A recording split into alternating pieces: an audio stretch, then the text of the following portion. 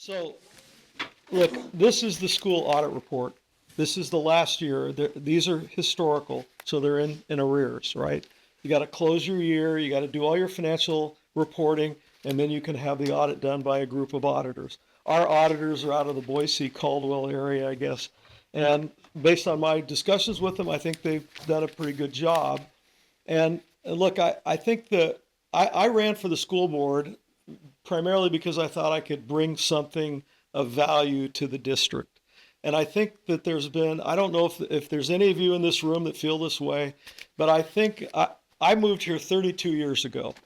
When I moved here, I had 4 kids in Grangeville schools. I've since sent those 4, and I've got three grandchildren that have graduated, and I got 3 more that are, or 4, and 3 that are coming. Thank you. Yeah, a lot, right? So I think I have a vested interest here. So when I moved here, I think I'm like a lot of people who moved here. I didn't want anybody to think I didn't put my pants on one leg at a time. So I really never told everybody my background or what I did or what I do for a living. I own a cattle ranch, and my family's been in the cattle business for, I think it's a total about 100 years or so. My uncle's family has the oldest brand in the state of Nevada. So we started there, but I decided that chasing cows around wasn't all that profitable and not that much fun. So I went to school and got degrees in finance and accounting and did graduate work in finance. My business was, and I've had several businesses. I've started 5 different companies.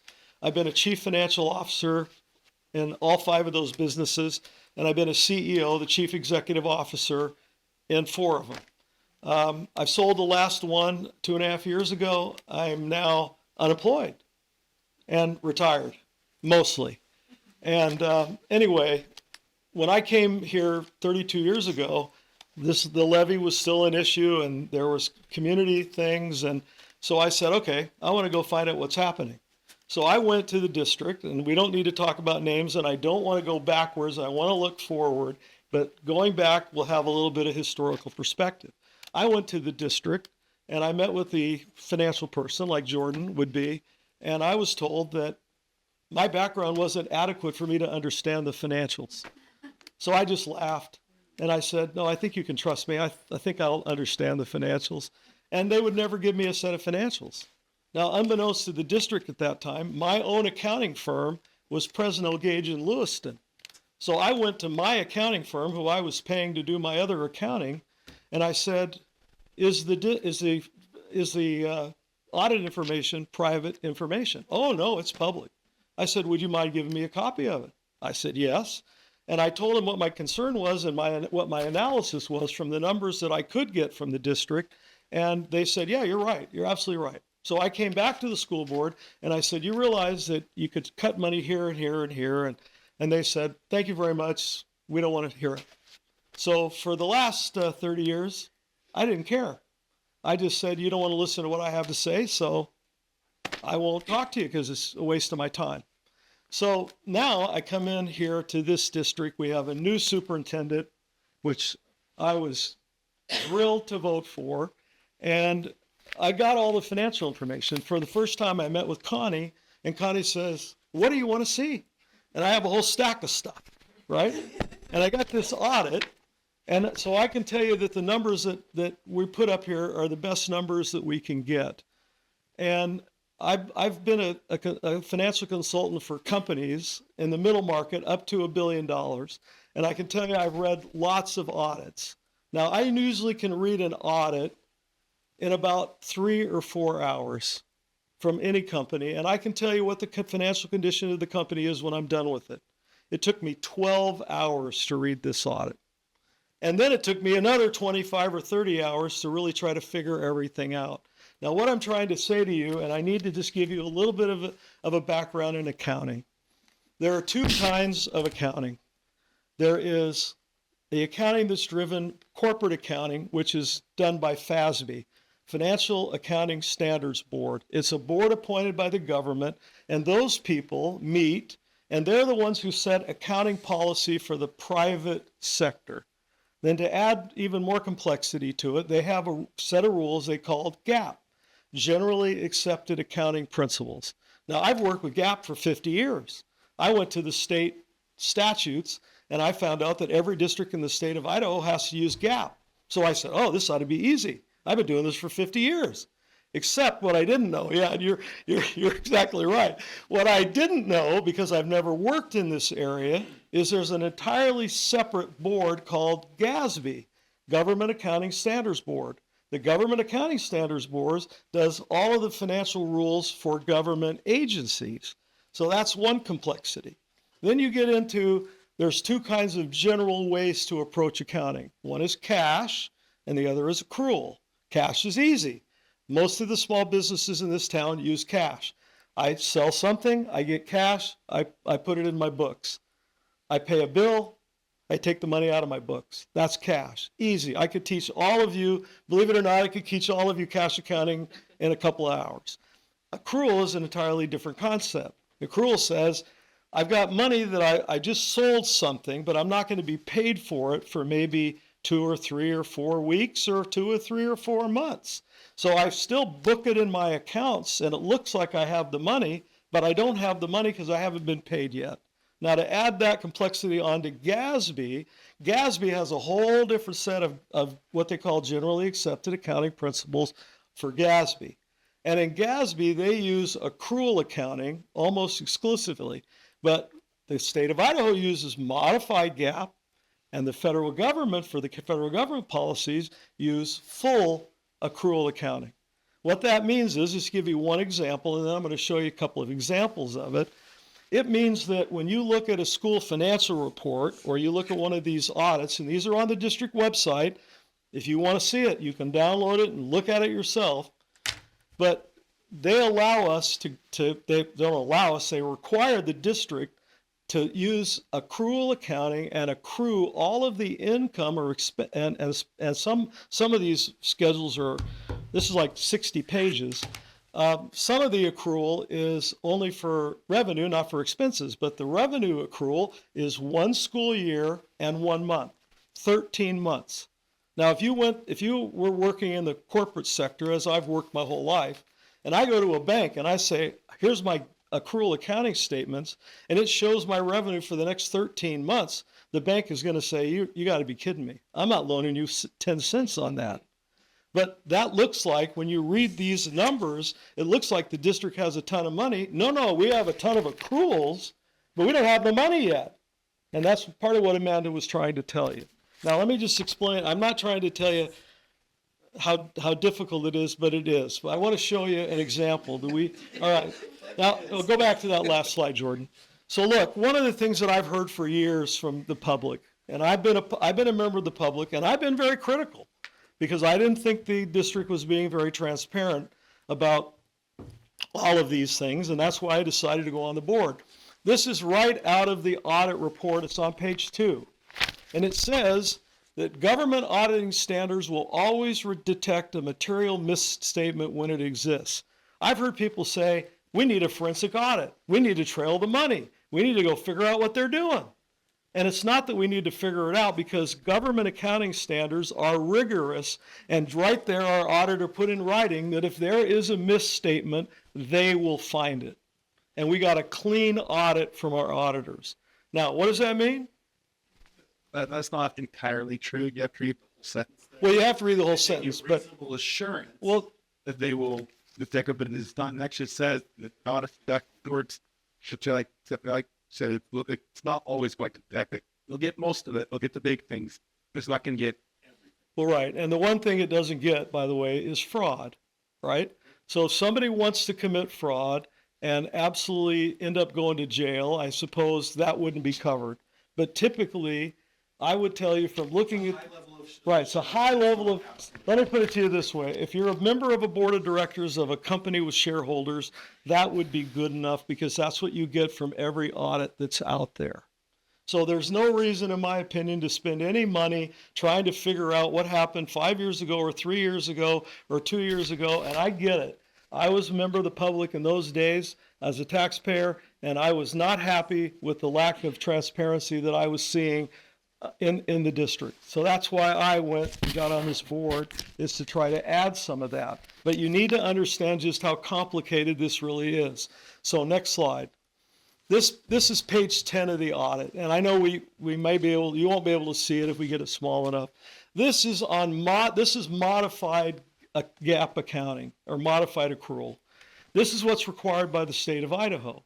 The government, on the other hand, when the rest of these pages, I can show you another page of this audit that is got the same identical heading, says it's actually reporting on the same things, and the numbers are different. I looked at that and it took me like 4 hours to say, wait a minute, no, that's not how accounting works. No.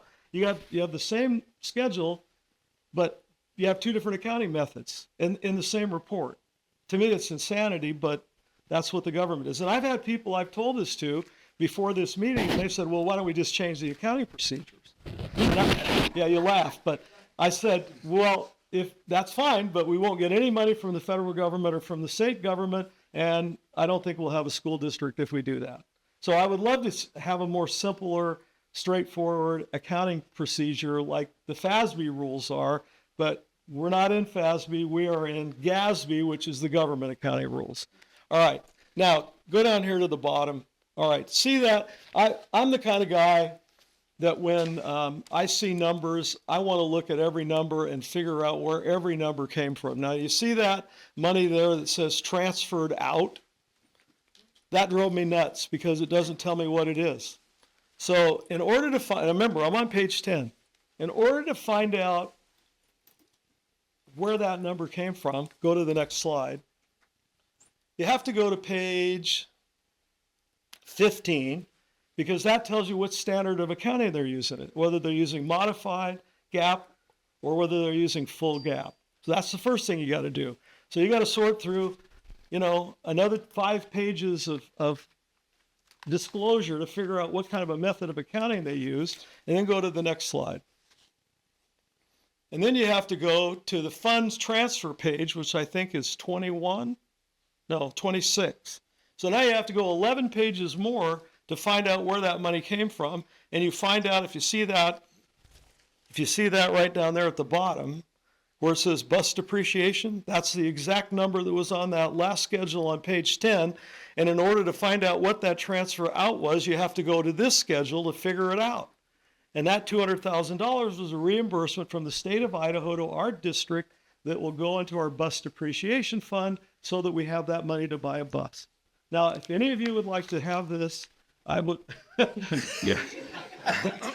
If any of you would like to have me try to answer some questions, I will be the first to admit I do not know everything about GSD accounting, but I did spend 50 years doing FASB accounting, and I think I know my way around accounting pretty well.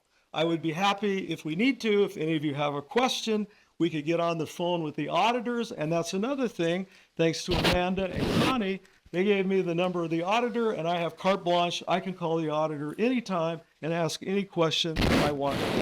So am I satisfied that the district has spent every nickel in the last 20, 30, 40 years absolutely the way you or I would have spent it? I'm not sure. I can't tell. And you know what? I don't have time to figure that out. What I want to focus on is going forward. So one of the things that I've always done in every business that I've ever owned or that I've consulted with is make sure that the financial people understand the difference between accounting and financial management. Now, accounting is historical. When you get an accountant statement, that's cast in stone. It can't be changed if it's correct. So everything that's on that statement that says we spent this much or we got this much revenue or we had this much profit or whatever it is, that's all history. That's already done. You can't do anything to change it. If you lost money, you lost money. If you made money, you made money. It's too late to change anything. But financial management, what I learned in graduate school, I had a professor that gave me a very good example.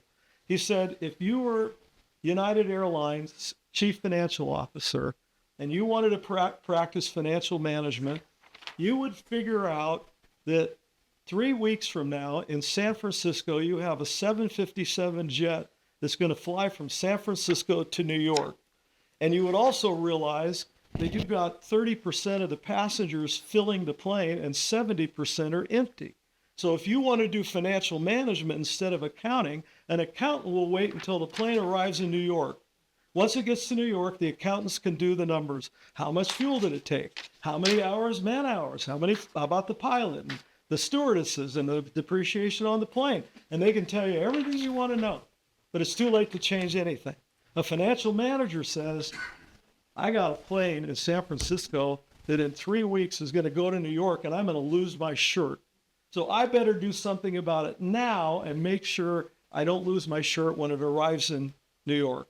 So this is an example of what I think the district is going to start doing. And Amanda and I've had a lot of talks about this, and I think she and I see eye to eye about it.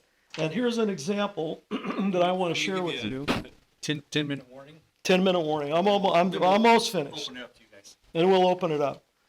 So here's an example.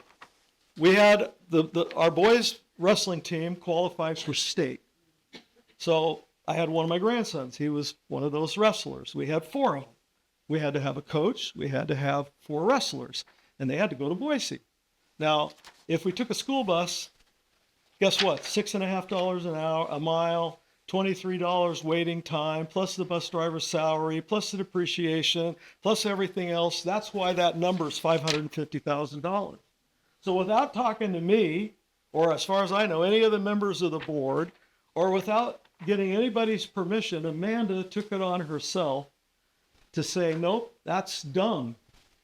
What we need to do is, and she gave permission to the wrestling coach to go rent an SUV and drive that SUV to Boise, because if you have the wrestling coach, we don't need a certified, licensed, whatever the bus drivers need. He could drive down there. They don't have to have an extra person. They don't have to haul that huge bus with all the diesel fuel down there. And so I'm going to be real quick, but that one decision saved the district $3,091.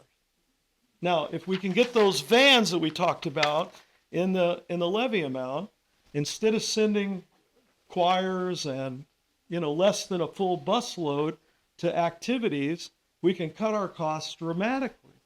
And I'm here to support the levy, and I've been opposing levies in the past. I'm supporting the levy because I believe, first of all, this is a new day.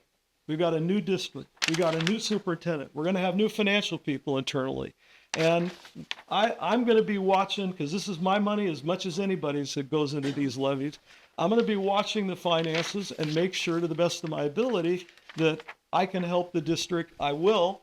And if I can't, well, we have to spend the money. We have to do it. But we're going to try to be better, and we're going to try to use financial management, more financial management and less accounting. Does that make sense? There you go. That's what I'm going to do.